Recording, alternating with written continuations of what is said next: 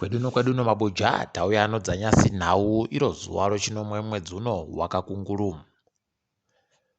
WoZEC nyasi waaisiwa wamwe wanakomishina watsva waaisiwa waNdi-Catherine Mpofu, Abigail Mohadi Ambrose, Jane Mbetu Nzvenga, kuZAI Rozwita Murutare, Shepherd Manhiwi. Wanhu ndiwo waisiwa apa. Zviri kutorwadza kutoti Abigail Mohadi Mubvana waKhembo Mohadi aidi. Kana mukazoona vanhu vanoreketa kuti ZEC inoziva zvinhu zvainofanira kunge ichiita, ndizvo chaizvo zviripo izvi. Mukuru wenyika apa apoiriwa. Rekai tigoona kuti zvicharamba zvakadaro chero kana kuti zvichachinjiwa. Jobo Sikhala naGodfrey Sitole warambiwa bhero nyasi. Palibe zvanyanyoreketiwa zvizhinji kuti wanyimiwe bhero, asiwo bato roCCC varikuda kurwadziwa nezvareketeka izvozvi.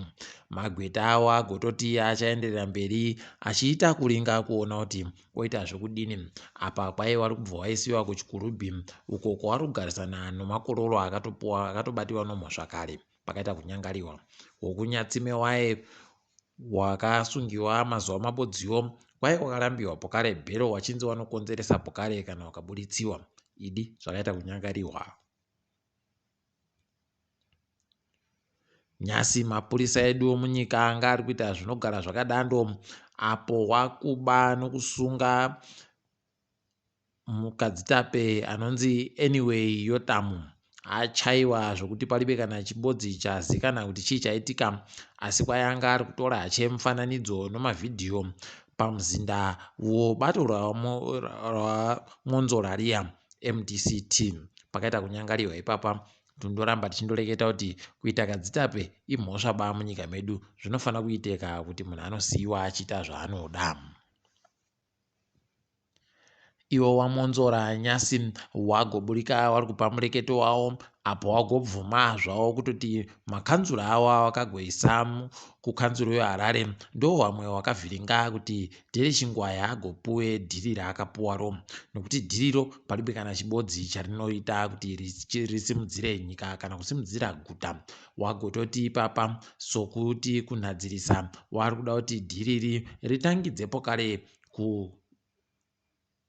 kureketiwa nezvaro kuti vanhu vagodzikise mari dzavari kuchaja hadzo. Heno kuti zvichabvumiwa chere ticharamba hedu takandoringa.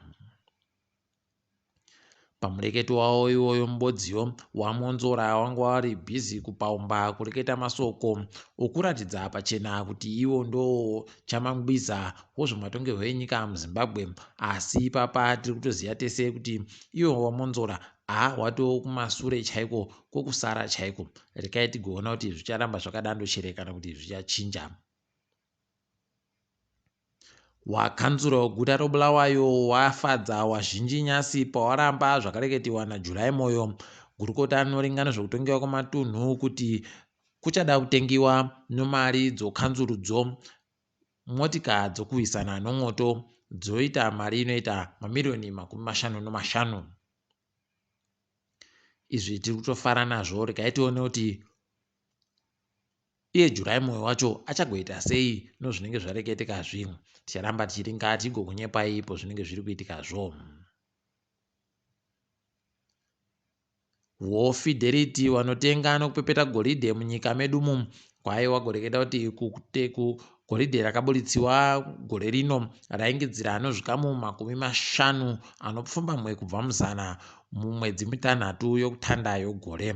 Kwai gore rino kwabuditsiwa makirogiramu ogoridhe anoita zviuru 15 nomazana mapfumbamwe ano 46. Aiwa, tiri kuwatenda.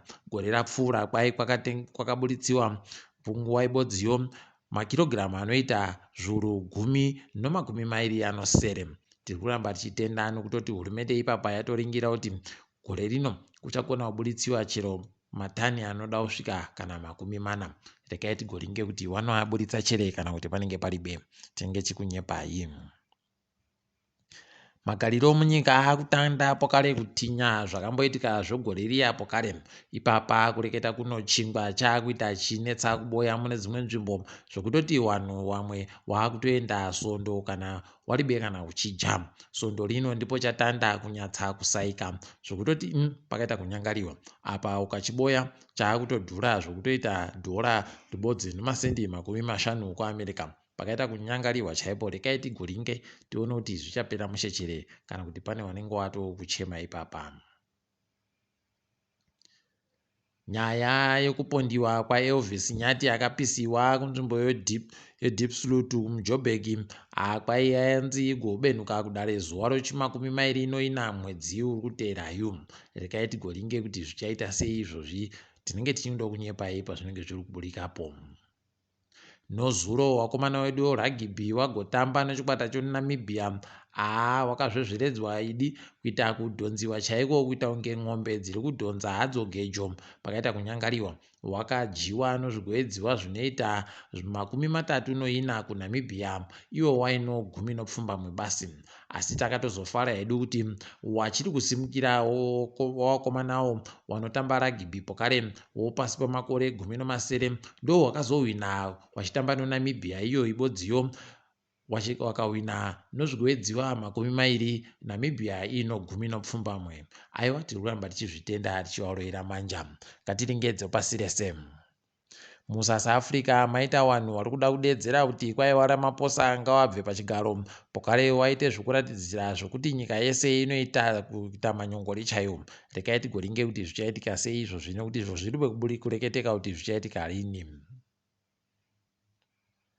South Africa kwaiyagobvuma kuti igoita zvinoitika zvomabhiriyoni okuAmerica masere kuti wamire kuseenzesa marasha. Wari kuti iwo marasha anokonzeresa kuti mweya wepasi rese usvipe, asi heno kuti zvichakoneka chere kuti zviitike zvakanaka izvozvi tinenge tindokunyepai.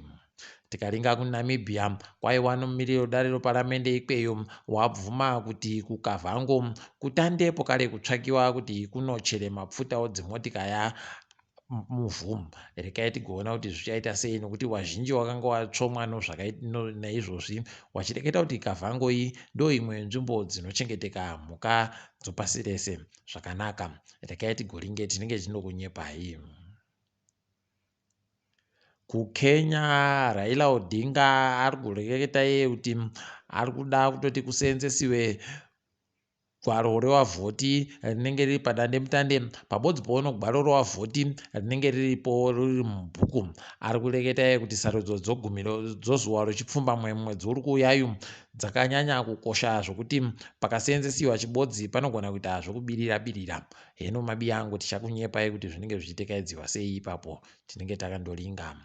KuSri Lanka kwai hurumende ikweyo yagotonyepawo basa wayo kuti warika haugoenda kubasa nokuti iribe mari kana mapfuta dzimotika chaiwo waribe kana chibodzi. Apa makwiri anoita zvinhu munyikamo kwai atoita kuenderera chaiko zvokuita kunyangariwa.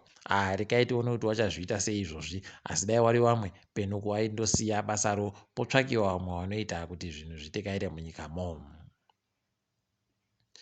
Kambani yondege yoBritish Airlines kwai ipapa iri kuda kumisa ndege dzinoita zviuru 10 chaiwo ondege dzinenge dzichibhururuka nzendo pfupi. Kwai ipapa zviri kukonzerwa nokuti waribewa basa wakakwana kubva izvezvi kusvikira mwedzi wa10 aidi mapudza anoita kuribe hari. Dai wandotiti mukanayu kweduno waitobva wakagukuchira vanhu vazhinji chaiwo wachigotoita mari yese iyoyi. Rekai tigoringe penu wachachinja maitiro.